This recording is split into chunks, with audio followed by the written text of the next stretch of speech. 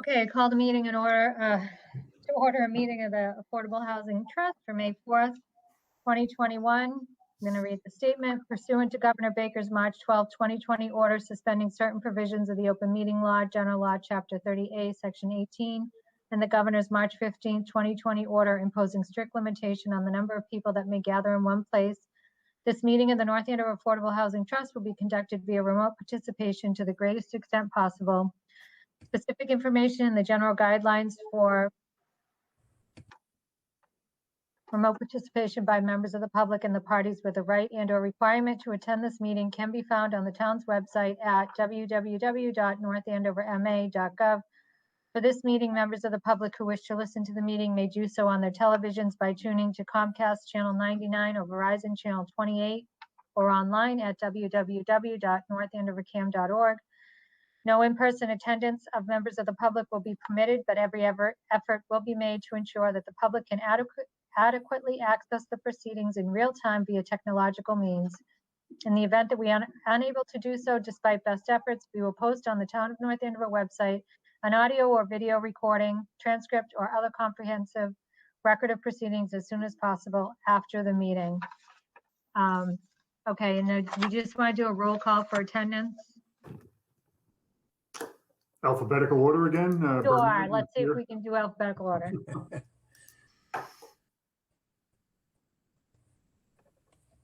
You're first, Rob, aren't you? Bernard's here, yes. Oh. Lori Burzlaff here.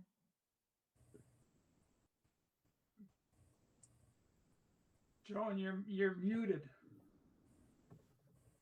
Joan, you're muted. Oh, there. Joan Fitzgibbons. I still muted? No, you're good. We're gonna, Chris, we're just doing a roll call. If you Chris, want. you're muted too.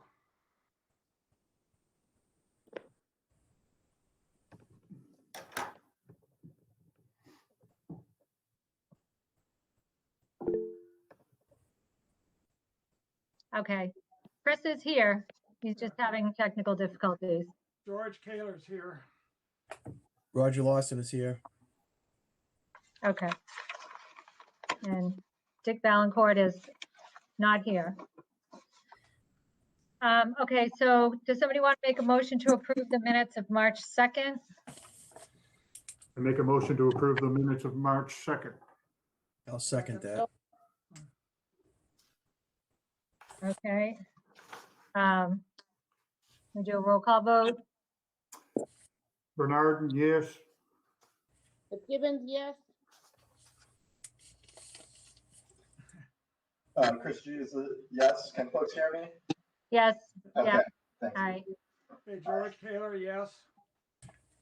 Roger Lawson, yes. And Lori Burzlaff, yes. Okay. The next matter up is the recommendation for town meeting warrant article 7. So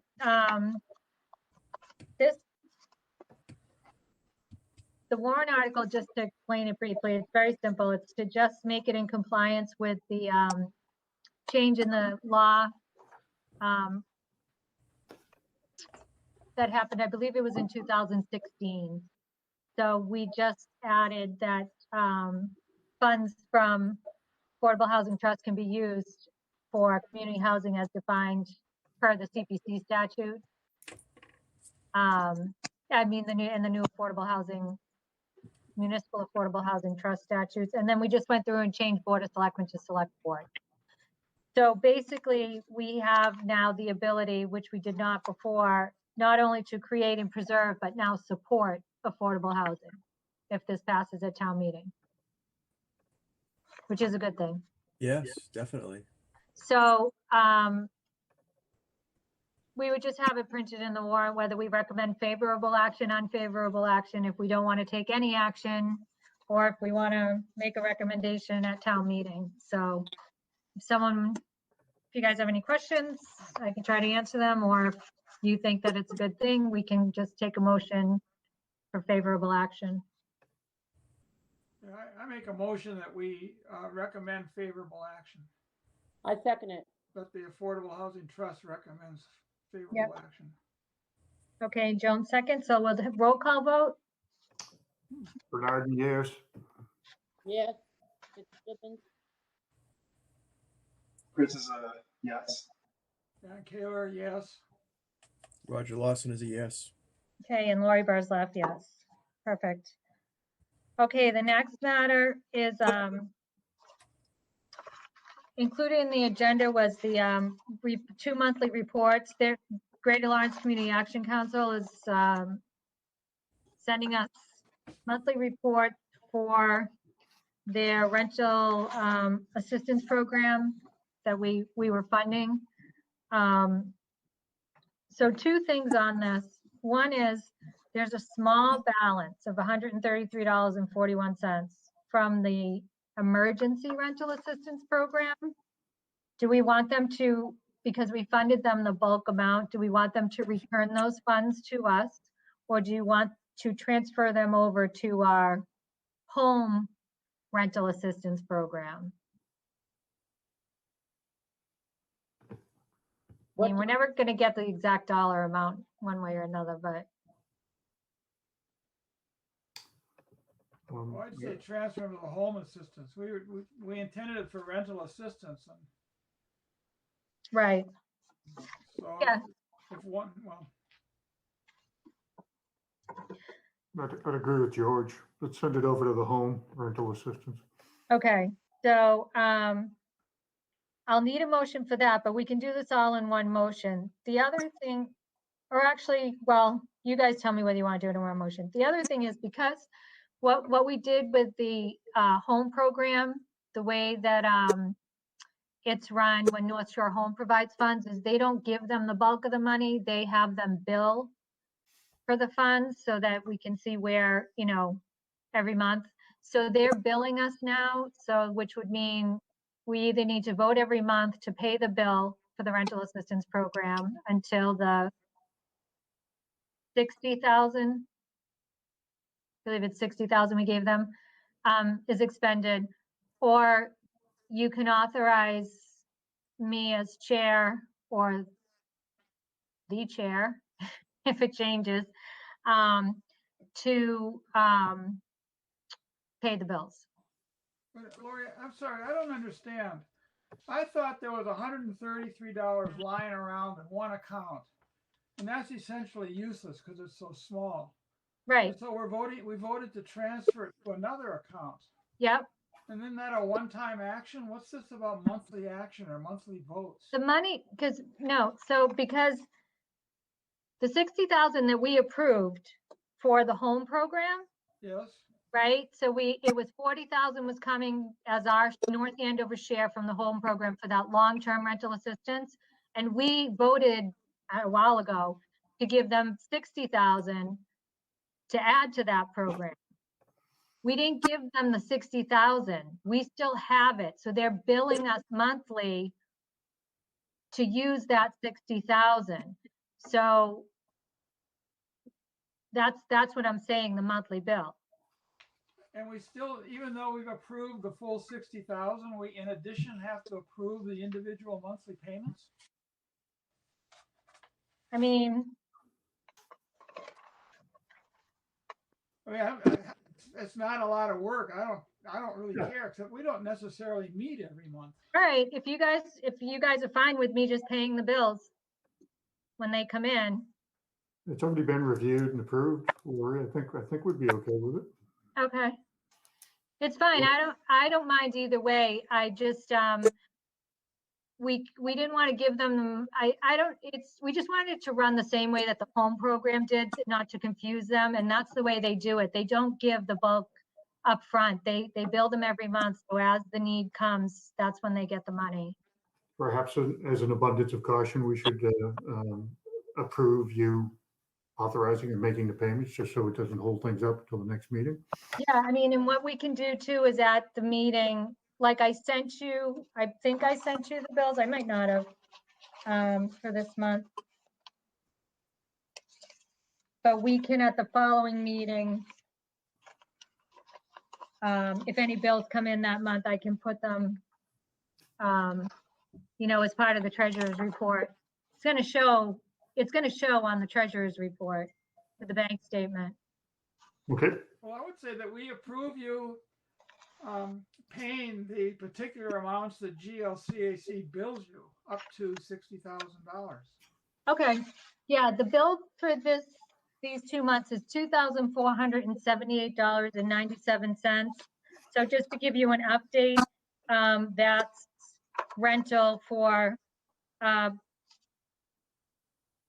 it's like a month and a half because half the rent was paid by another subsidiary that she was able to take advantage of.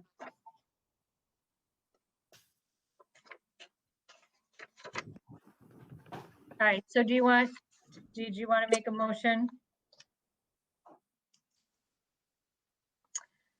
Well, okay, I move that we authorize you, Lori Bursloff, to make payment or to make payments to GLCAC when they bill you. That doesn't sound like very good wording, but How about review and submit for payment the GLCAC bills for the rental assistance program? yeah. That's what I mean. that's good. That's good right there. And the 133 transfer. Yes. Yes. I'll second that. Okay, roll call vote. Bernard, yes. Fitzgibbons, Chris G is a yes. George Taylor, yes. Roger Lawson, yes. And Lori Bursloff, yes. So George, just one of the reasons why I was asking for the approval is because I actually have to sign for accounting that the bill was reviewed and authorized by the Affordable Housing Trust. So Okay. so I have to do that anyway, saying that you guys gave me permission. So as a bulk permission or one by one, it doesn't matter to me. So that's fine. Okay. Andrew, George, do you have anything for the fact sheet? Andrew mentioned that he was working with you on it and that he neglected to get some information, so we can skip that if you don't have it. Yeah, all I have is the Word document that I sent to him. And the Word document is just a bunch of bullet points. Do you want me to send it to you and you can distribute it to the trustees? I shouldn't distribute it to the trustees myself, right? Or can I? Well, are we going to talk about it, or do we want to wait until you get the information from Andrew? Well, to tell you the truth, I'm not looking for information from Andrew. I'm looking for graphics that are going to give it sex appeal. Okay. So do we want to wait until we have it completely done and then we can look at it and? Well, I'm sorry, Laura. I should have talked to you about this or mentioned it. As far as right now, my attitude is I'm done. Oh, okay. Put together a bunch of bullet points. I could send it out during the meeting. Okay. If you want to do that, that's Well, fine. Say I bravely, who's never done anything in parallel with a Zoom meeting, but I will try. And I'm not going to ask you to share your screen. yeah, no, please don't. But I'll see what I can do.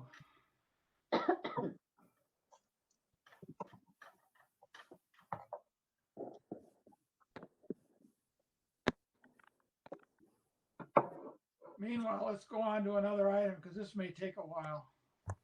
Okay. Chris, do you want to move on to the down payment assistance program? Sure, I could do that. So do folks have the sheets that Laurie sent by email? If not, I could try to share my screen and share at least the version I have on my computer. Chris, you're hard to hear. Do you know where your microphone is? I think you got get right up next to it. Yeah, you're not coming through clearly, Chris. Give me 1 second. I'm really sorry.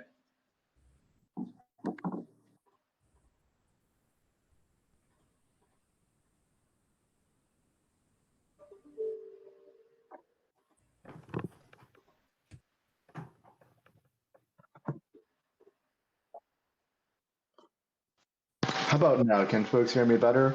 Yes. Thank you. Yep. George, how about you? Is this okay? Yeah, that's much better. Okay. Thank you. Sorry about that. I don't know. Ever since I got my second monitor a couple months ago, I've been having trouble with everything but Microsoft Teams. But should I share my screen or do folks have the shield? I have it. I sent it out to everybody and it's on the agenda. I have it. I Okay. have it. Okay. All right. In that case, I will not share my screen. I'll just go over this sheet. So first of all, I appreciate your patience because it took me a while to get all this information over to you. I think the goal was not to reinvent the wheel, but to see what other communities had out there for their programs, and to see if we can adopt similar frameworks or see if we can make any changes. And I think that's the purpose of today's discussion. So this document really kind of goes over what I think are the high level points that we need to discuss to get us into the direction of establishing the program for the down payment assistance. So the first question I had for the group was, what should be the nature of the program? We're calling it a down payment assistance program. And I think the idea is that we're not necessarily going to restrict the property for long term, but we're going to restrict it to a certain degree so that this money assists low, moderate income households, whatever income level we decide upon. If we decide that the restriction, the affordable housing restriction, should be more long term, then I think we'd be looking at a program that's more of a buy down type of concept, which is essentially we're giving a huge sum of money to make the sale price of a home affordable. I don't think that's what we were thinking about, but as an example, Easton has a program where they give up to $95,000, or I think it's the lesser of either 95,000 or 35% of the purchase price towards the market rate sale price of a home.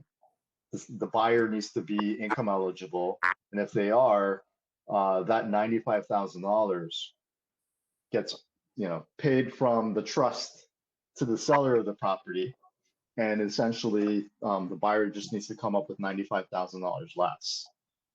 I don't think we were contemplating that much. I think we were looking at probably something around $10,000-$15,000 based on my memory of our earlier discussions, but I was just curious what folks thought about that. So yeah, we were talking about the lower amount. My question, and I was trying to find the answer today, maybe on MHP's website, but I couldn't. So I don't know if you know the answer to this, Chris. CPC fund. So with this program, we're taking 100,000 from CPC and 100,000 from the trust. CPC funds are not an issue. We don't need to deed restrict with CPC funds because I believe because of the support language. The trust doesn't currently have the support language until after town meeting. So with our 100,000 from the trust, are we required to deed restrict? I mean, obviously we can use the CPC funds first, go through their 100,000 and then use ours. But I don't know if trust funds have to be deed restricted. Well, to tell you the truth, I interpret those words that you added, namely to support affordable housing, the words that you added to the bylaw.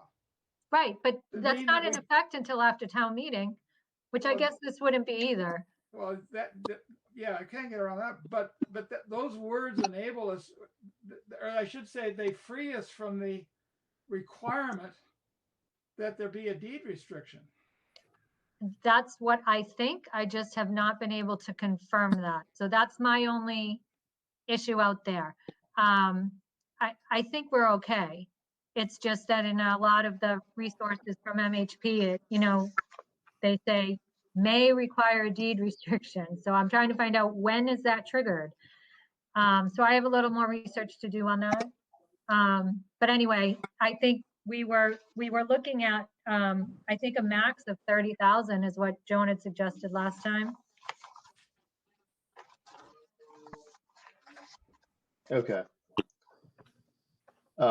Yeah, I don't really have any thoughts on the deed restriction issue. Because I guess the question I would have is what do we mean by deed restriction, right? If there were some restrictions on, say, the mortgage that said you have to be income eligible and you have to own or occupy, then perhaps that's enough. But I mean, if we were to start using the trust funds after the new language passes, then perhaps we're okay. But I'm happy to look into that with you, Laurie. Okay. Want some help. All right. I appreciate that. So I guess do other folks have any thoughts as to buy down program versus down payment assistance program? My only thought is the obvious that the higher threshold would burn through our funds pretty quickly, and the impact of the program would be more profound to the parties, but shallower application. So I'd express concern about an option that engenders obligations up to $95,000 or $100,000. Yeah, So- I think we wanted to do, we have talked about the buy down program before, and it's something that we might want to explore in the future. But for this one, I think we had all said the down payment assistance program with the lower amount. Right. Yeah. I agree. I think that's the way to go at this point in time. Yeah. Okay. So, I think conceptually what we're thinking of then essentially is that, the money is going to assist the buyer of the property. So whoever gets that, say, $30,000 that's buying the property, they're going to get the benefit of that. And it's going to come with strings, obviously, which we can discuss in a few moments.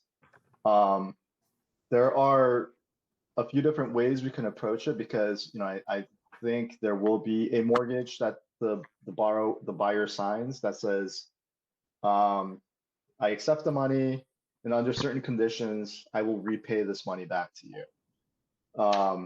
So the two main types of mortgages I saw were deferred payment mortgages and forgivable mortgages.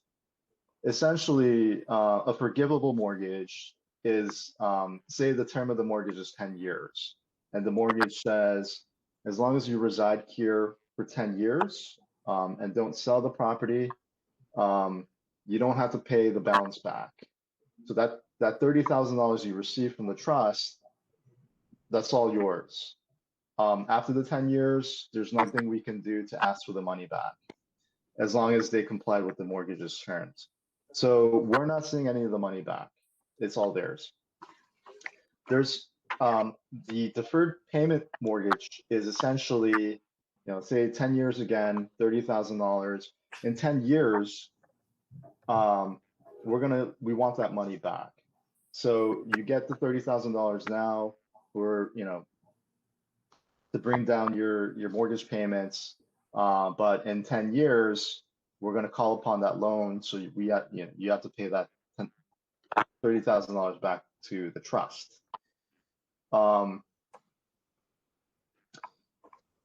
With either type of mortgage, there are kind of other things to think about in terms of, should there be an interest rate? What should that money pay for? What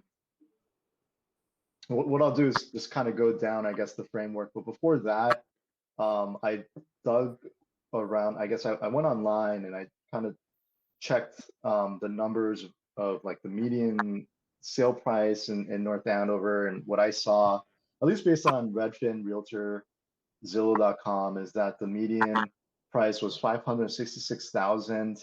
Average price was 621,000.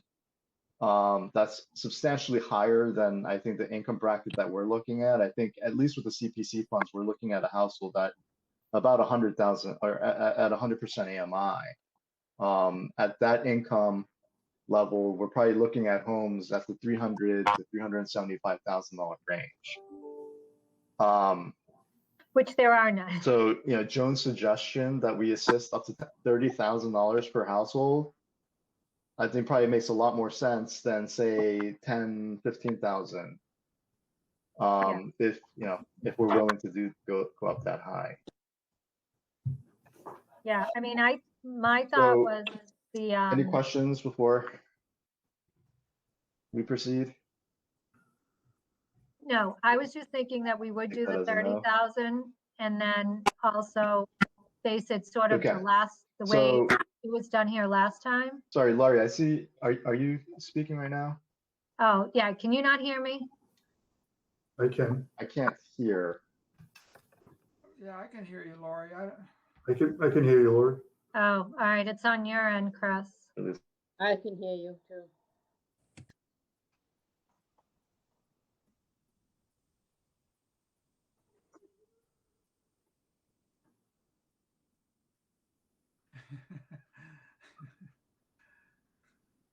All right, now you're muted. Can you hear me? Okay, I can hear you now. now you can? Okay. So I know we talked about this a little bit at the last meeting. I think we had all pretty much agreed that we wanted to, well, I don't know, maybe we didn't.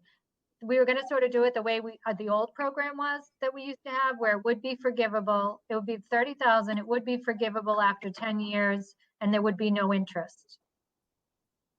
No interest rate. Is that everybody's understanding? Yes. Yes, that's what I recall. Yes. Okay. All right. So that's what we can work with that. Okay, thank you. So no interest rate, 10 years, forgivable, 30,000. Okay, Yeah. thank you for that reminder.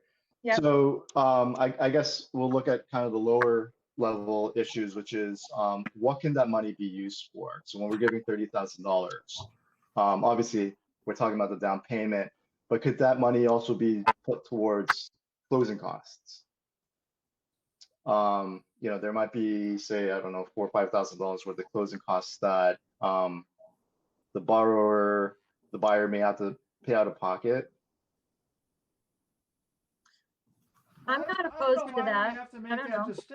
Oh, excuse me, I'm sorry. Were you talking, Laurie? I just said I'm not opposed to using it for closing costs.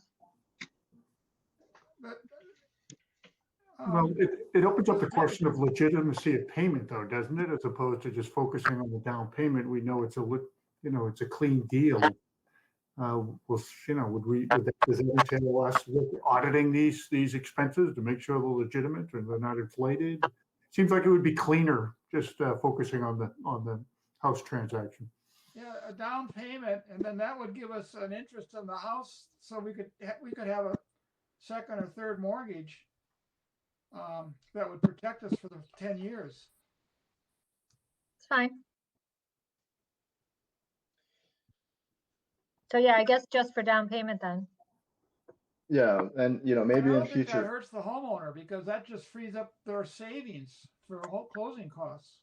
Right. Yeah, they're all transferable pools of funds, so she will use the money for the expenses that they've touched with. Right. Yeah, and Rob, I agree that closing costs include so many different fees and expenses. It also includes prepaids, and I think some of the programs that did permit closing costs to be paid for said you can't include prepaid items, taxes, utilities, things like that, Right. as well. And I think then we'd also be getting into like if there are points or discount rates involved, like what are we going to permit? So at least with this, it's simple. We don't have to get into it. Exactly. I agree. Okay. So I guess the next topic is on the bottom of that first page, eligibility, at least in terms of the household. Should the household have to be a first-time home buyer? We can also adopt, when we say first-time home buyer, it doesn't have to be in the purest sense of first-time home buyer. We can adopt the 40B concept, where it could also be someone who used to own a house, but just haven't owned a house in the last 3 years. Correct. Or Yeah, got that's divorced. the way Bread and Roses did the other ones. And I think if we stay consistent with what their definition of first-time home buyer was. Okay. But the banks consider that too. I'm sorry, what did you say, Joan? The lending institutions consider a first-time home buyer someone that has not owned a house in the last 3 years. Okay. But also people that, The special programs that banks offer for first-time home buyers. also people that are divorced, right? Recently divorced? Well, no, they're not considered a first-time home buyer unless it's been 3 years. If they've, Oh, okay, well, I've seen that someplace. maybe, know that. Yeah, I'm not sure, George. And then another one I've seen is people that lived in a trailer, house trailer. Mm. But that might be rare enough. We don't need to. Where's the trailer park in Andover? I'm sorry. Where is the trailer park in North Andover? Oh, yeah. Yeah. I think probably. Oh, sorry. Go ahead, Joan. Date myself where I live right now at Dufton and the Richdale store and the real estate office and the cleaners. We had 2 trailers out there that was lived in back in 1940. I was there, but my father and mother they had 2 trailers out there. Crazy.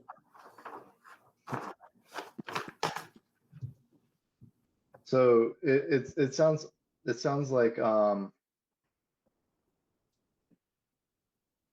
yeah, actually, George, I'm looking at the 40B definition of first-time home buyer, and I'm seeing a little bit of that. It says if you've owned a principal residence not permanently affixed to the foundation, Yeah. you're a first-time home buyer. So I would imagine probably Bread and Roses is using the same definition. Yeah. But yeah, I do have a question later about who we should use to assess with this program, and if it's possibly Bread and Roses, then perhaps we try to make it as consistent as possible with their programmatic requirements. So I was looking at, and I can look into this too. When I was looking at MHP's website and their one mortgage, I'm wondering if they would be willing to assist. I don't know how that works. So I guess we would have to find out from MHP if they have groups, or because they have on that one mortgage program, they have like the list of banks you can go to, the places you can go to get your home buyer certificate for your first time home buyer training. And those are all their requirements. So I can look into that a little more and see how it works with them. Okay.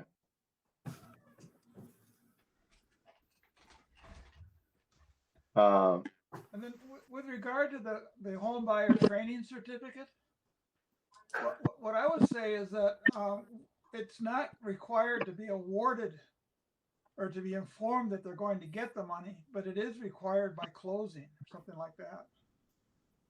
I mean, where we're giving them down payment assistance, we don't have to actually turn the money over to them until closing. But, right. But of course, we have to give them a commitment ahead of that.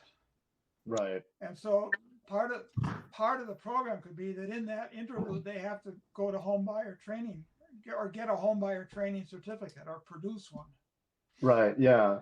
That's what I was envisioning, George, that we would issue like once we approve an application, we, whether it's a pre-approval or commitment letter, we say, these are the conditions you need to satisfy in order to get this money at closing. And one of them could be the home buyer training certificate. Right. Having If that we does decide, that to me seems reasonable. So one mortgage through MHP, you have to take a home buyer education class, then you contact a participating lender to get you pre-qualified for the program. And then they, basically find a home, but they have low interest rates with no PMI and 3% down. So, I mean, I can find out, if it's a possibility to maybe partner with them somehow, or how do we get our residents to look, point them in that direction. I don't know. It might help because they may be able to take care of some of these requirements. I think they had the 75,000 in asset, no more than 75,000 in assets, Mhm. which seems like a pretty good number. That's what I believe Bread and Roses Housing used also. okay. So I think one of the main questions will be, what should the income limit be? With CPC, it can go up to as high as 100% AMI, but do we want to go lower than that to say 80% AMI? Personally, I think if we go lower to the lower income limit, we might be cutting out more likely home buyers in the North Andover market. I agree. We had that problem with Anna Street. Right. We Oh, did that's it. right. We Yeah. did it at 80% and we couldn't find a buyer, so we ended up doing it at 100%. Our market's so high, I can't see the 80% income being able to buy, even with our assistance. Right. So, I mean, I'd say 100. I don't know if you guys agree. I agree. Yes, 100 is fine. Yep. Good point. Don't think we have any choice. Right. I don't, yeah, unfortunately. It's distasteful as the Affordable Housing Trust, but Hmm? I don't think we have any choice. If there are no homes, if the income level can't support, any homes in the price range. for Right. sale. But it's also, I mean, I agree with it 100%. I think, folks at 80% or lower are also entitled to use this program if they can find a house that's affordable within their budget. So Right. it's still accessible. We're just Right. opening up the scope. Yep. I have a question. Are we talking about a fixed $30,000 loan or grant to everybody, or is it up to 30%? In which case, is it a percentage of something? Well, we just said up to 30,000. I don't know if it should be a percentage up to 30,000. Should be 10% up to 30,000? I don't.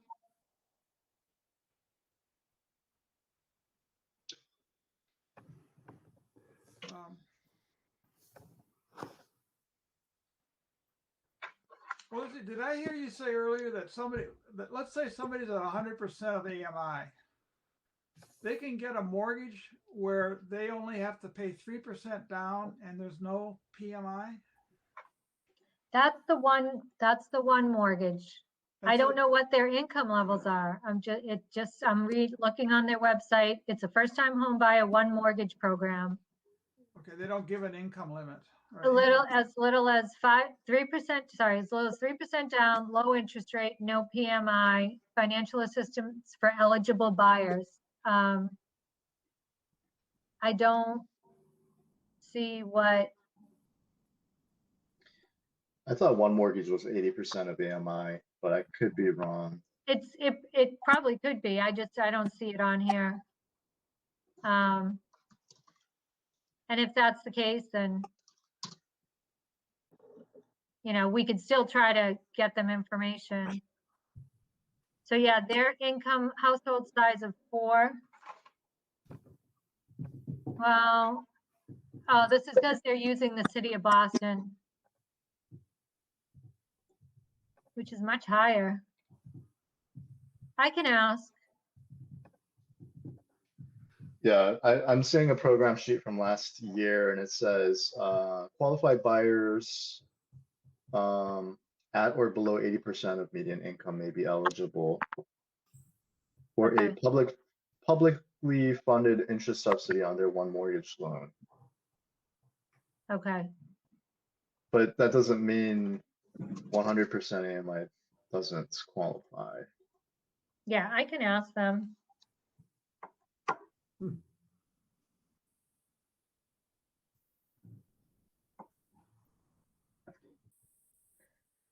There's another program called One Plus that provides lower interest rates for one mortgage program for households at or below 80% or 100% AMI. So it seems like they serve both.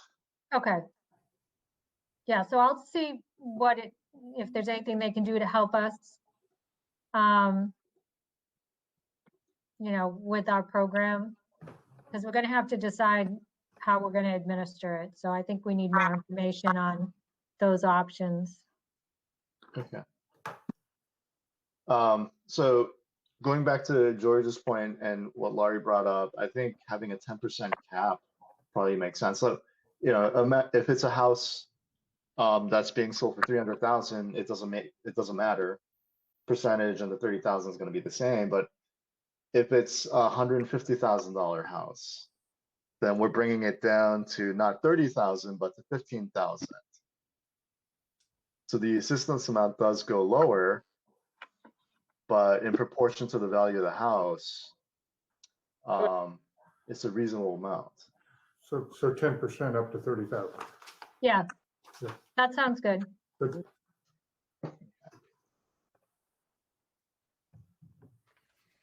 And then also, this applies to condos too, right? Yep. Just any ownership Yes. unit. Well, George, we can't keep up with your analytical mind because that is one of the points just a little further down in the sheet. Yeah. So just sticking for the moment with households, because we will get to eligible properties, but I would suggest we include a principal residence requirement so that Yeah. the buyer intends to reside there. Yes, yes. Yeah. For the 10 years. Standard. Good point. Do we want to require that the buyer also put down a minimum amount of their own funds? So if they're getting $30,000 from us, do we want them to at least match that? I mean, that's kind of difficult. Or do we require them to say put at least 1.5% of the sale price down? So if it's a $30,000 house or $300,000 house, what's 15% of that, or 1.5% of that? That'd be putting down at least $4,500 of their own funds. What did you find in other towns, Chris? What were other towns doing? Good question. I didn't note that, but I think I saw one or two towns at least that put 1.5% of the sale price as Sorry, a what percent? 1.5%. So they would have. Yeah. I mean, I'm good with that. But part of me is thinking, does it defeat the purpose? I mean, they are going to have to come up with closing costs. They are going to have to. So if we're limiting, I think that they should put something down. Yeah, should have some skin in the game, shouldn't they? If they think they're getting a free ride, they want yeah, but what if but there's could be $5,000 in closing costs. 1.5% of $100,000 houses. What did you say it was, Chris? It's like $4,000. $4,000. Yeah. So that's fine. I mean, I'm fine with that. I want to make sure that we're not sort of, And some investment in the sale in this buying process. My opinion. Right, but We could, 1.5% is fine. I was gonna say 3% because that's what, some banks, ask for buyers' money. That's- right, but can't Joan. that money come from assistance program? Don't they count it towards the 3%? I don't know that answer. I don't know. Okay, all right, so we could say 1.5. Just so you guys know, we have to wrap up at 6:30 because there's another meeting after us. Okay, Okay. We're almost at the end, but I guess we can just on to the property eligibility. Needs to be in North Andover. Mhm. Will we require it to be a deed restricted home, meaning funds can only be used on an affordable home? I don't think that's realistic. I mean, that really narrows the scope of the program. Right, In terms of type of program, so George's question, single families and condos, I think that makes sense to include those types of homes. yeah, It becomes a little trickier if it's a mixed use or multifamily house, Well, because then my question is, do people in a mixed use building own their property? Isn't that all rental? no, it Well, probably would. Yeah, I or think it or a probably would. condo, yeah, or it's a condo in a mixed use. So we're covered. I- If it's a condo, then I think, why do we care if there's retail on the ground floor? We don't. We're saying like, say somebody bought like the old Franny's. Say you bought the old Franny's and you used the convenience store downstairs and the rental properties upstairs. That wouldn't qualify. correct. But if you have a condo that's in a mixed use development, that would, because we are saying condos would qualify. We're not saying you can't have a condo in a mixed use development. You're saying Oh, you okay. can't buy a mixed use property. Right, it's just, yeah, okay. All right. I misinterpreted that. I think perhaps what we're trying to say is that if it's partially investment property, then this shouldn't be assisting you, Right. Right. Correct. Yep. right? Yep. Okay. In terms of, so this is kind of a compliance thing, you know, I think we'll want to make sure that the sale price of the property doesn't exceed the appraised value. Absolutely. Yes. Yeah. So condition to close, we need to look Yep. at the appraised value. yes. And is that part of the closing cost, the buyer has to pay for an appraisal? Yes. Okay. Yeah. And just quickly, there's obviously going to be a first mortgage involved. So as a junior mortgage holder, we probably want to have a say as to at least what that first mortgage is going to look like. You know, so is it granted to a lender as opposed to, say, a private party, right? Is it fully amortized as opposed to it's a 3-year adjustable rate mortgage and there's a balloon payment after that? You know, how high is the interest rate? How high can the first mortgage be? Are we gonna be okay if the mortgage is 97% of the appraised value or 100% of the appraised value? So do we care about those type of terms that the first mortgage will have? And I think we will. And I would suggest we adopt kind of something similar to 40B concepts, which is the first mortgage needs to be granted to a lender, institutional lender, it needs to be fully amortized. Doesn't really matter the term. It's just that we don't want to see a balloon payment or something like that that could be a financial risk on the home buyer. Right. We don't want to see a high interest rate, so nothing above more than 2% over what mass housing is offering. And you know, perhaps we say the max of all the mortgages combined, perhaps it might, you know, including our mortgage, can't be above 100% of the loan to value ratio or 97%. I guess we don't really have to land on this today, but you know, conceptually, I think the question I had is, should we have requirements on the first mortgage? And I would suggest yes. Yeah, Yeah, I think, yeah, I think everything that you've laid out here, we should have. I would agree. I'm in agreement as well. Me too. Yeah, yes, I Okay. agree. Thank you. And sorry for going so quickly. I just being mindful of the time. So in terms of our mortgage, so trust mortgage, we're saying that it's going to be a forgivable mortgage, Yep, 10 years.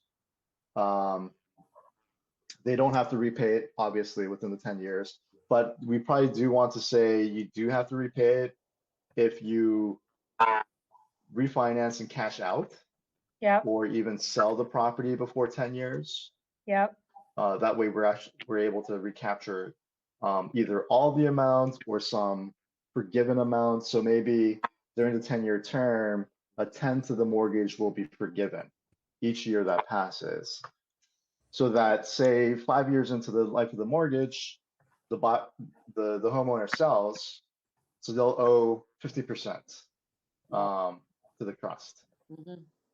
That's Yep. fair. Yeah. I think that's what happened on the last time we did it too. Yep. Okay. If they default, say they don't live in the property, then that's we can call the mortgage and they have to, pay it up front at that point. Yep, I think we also probably want to have approval of refinances. So if they do refinance, we'd have to approve that. And as long as they're not cashing out, they won't have to repay the mortgage.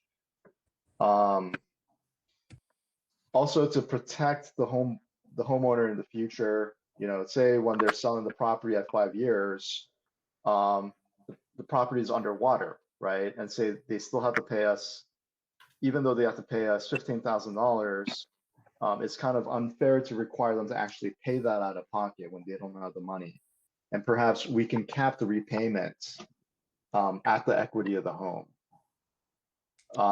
So just to illustrate, say at year 5, the home is worth, or they owe us 15,000. Say they owe 300,000 under the first mortgage, but they're only able to sell it for $300,000. Under our mortgage, they still have to repay the 15,000, right? That would be difficult. So we could have a provision in the mortgage that says, if you're underwater and you can't repay the loan to the trust with the equity of the property, that amount is forgiven. So they don't ever have to pay out of pocket.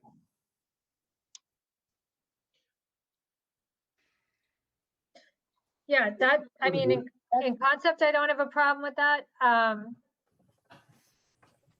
mean, Since, if you, since we have to subordinate their mortgages anyway, I mean, we'd have to be mindful of, I guess we wouldn't agree to a subordination for refinance if we saw that they were like getting themselves into excessive debt and there was no chance of us getting our money back if something, you know what I mean? So I guess we just have to be mindful of,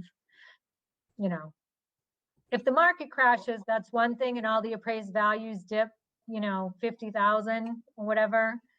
That's one thing, that's not their fault, but if they borrow too much money over the, say we're in year 6 and they borrow more money than they can afford, I'd want to make sure that we're really looking before we sign any subordination agreements to allow a refinance to happen.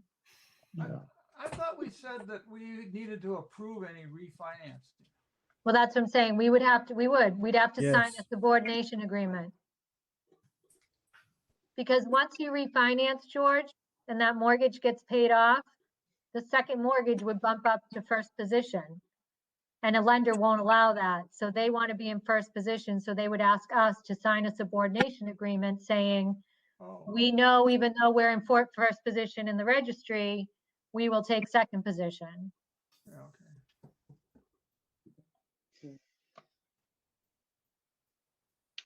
So just being mindful of the time, maybe I think we're just about at the end. That I thought it'd be helpful to talk about the application process, which I'm sure we could talk about some at the next meeting. But what I could do is draft a program overview based on what we've at least agreed on so far.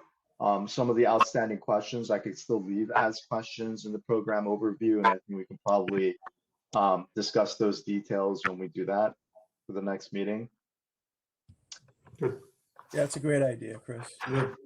Yeah, Thank that you. sounds good. And in the meantime, I'll see what, if MHP can offer us anything or any kind of technical assistance, because I know when we applied for that grant, we didn't get it. She made a point of saying that they still have technical assistance available for some of the things that we were looking for. So I just need to find out how we get to take advantage of some of that.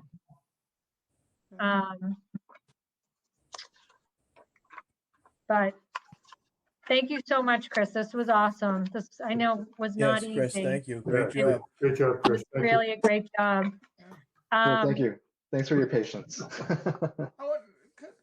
Oh, could this be resent with the things that we agreed to?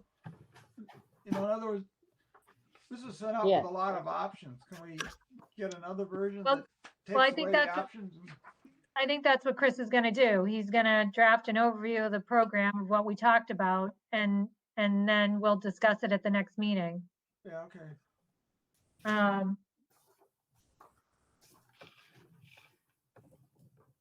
Incidentally, I sent out a Word document that has the flyer plus some miscellaneous information.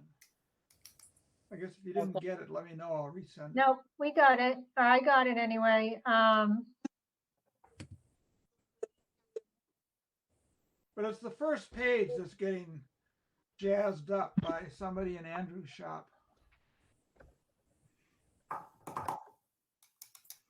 And he told me that it would be within a week, but that's what he said when I first gave it to him too, so. Okay, so why don't we just, at the next meeting, we'll see what Andrew can jazz it up. Well, when I get it, I will send it out. Lori, can I send out to the committee, or do I send it to you and you send it to the trustees, I should say? Not the You can send it out, but we can't, there's can be no discussion. So I think we should just wait until we have the next meeting. Oh, okay, so. it's Because we okay- can't change it. If you send it out to everybody, we can't discuss it. So you're not gonna be able to change it anyway. So when you have it done, you can send it to me. I'll put it on the agenda. And then we can discuss it at the meeting. Okay, I'll send it to you. Yeah. All right. Rob, there's not really a treasurer's report, right? Because there hasn't been any money. No activity, just $443 of interest, and the total is $773,589.83. Perfect. George, do you want the next item put on the next agenda too? I know you brought this up at the last meeting about the program for 30%. Yeah. Do you still want to talk about that, or do you want to just table it? No, yes, I would like to talk about it. Okay, I'm smiling because I'm a procrastinator. But somebody's got to hold my feet to the fire. oh, okay. So it's okay that we're going to bump it to the next meeting? We'll bump it, yeah, yes. Isn't that by definition procrastination, George? And I think if Chris, you're still on board with possibly being chair, we can bump the vote till the next meeting and, do it along with the fiscal year. So it would be as of July 1st, if you want to do that. Yeah, I think that makes sense. Thank Okay. you, Larry. All right, perfect. So when is our next meeting? Well, that's the next thing. So I just have one announcement. Where did it go? Lost my sticky. So George, I don't know if you know about this, but Andrew Shapiro is partnering with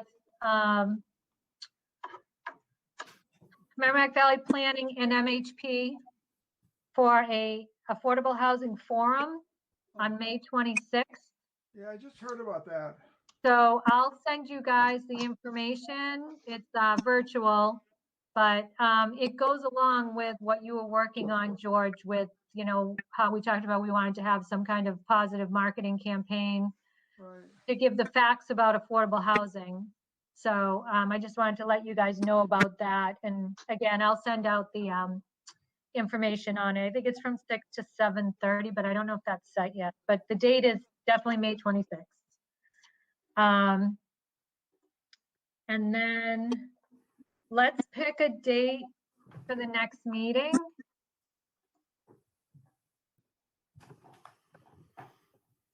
Let's see, where are we?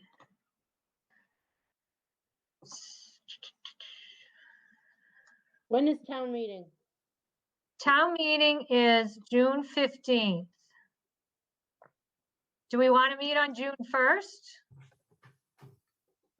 I would say so. That's a month. I think a month is a good interval. I agree. Yeah, that sounds fine.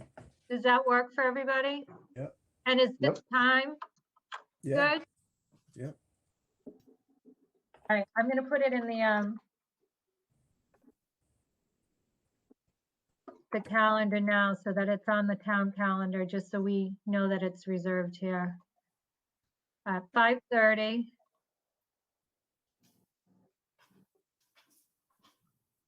Is there a reason why we're meeting at 5:30 rather than 5? I've forgotten. Is it, I think it was just convenience. If we can meet at 5 would be great because we wouldn't have to rush. It seems like Tuesdays are planning board nights, so that's kind of why we have to get off the video because they need to set up for the next meeting. Yeah, it would be helpful for me. I think 5:30 is kind of an awkward time for me. Okay. don't- I mean, Chris, if that's too early for you, you can just jump in. We can try to cover what we can before.